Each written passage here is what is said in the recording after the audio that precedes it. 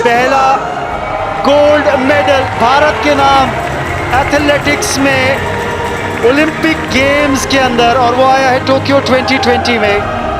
87.58 metres का इनका वो लाजवाब थ्रो भारत को गोल्ड मेडल दिलाता हुआ। क्या लाजवाब एफर्ट इनके द्वारा। खुशी जाहिर करते हुए आदिल सुमेरीवाला भी, आदिल सुमेरीवाला के अलावा खुशी पूरा भारत जाहिर करता हुआ। नीरज चोपड़ा, ये पल यादगार बना दिया है आपने भारतीय इतिहास में।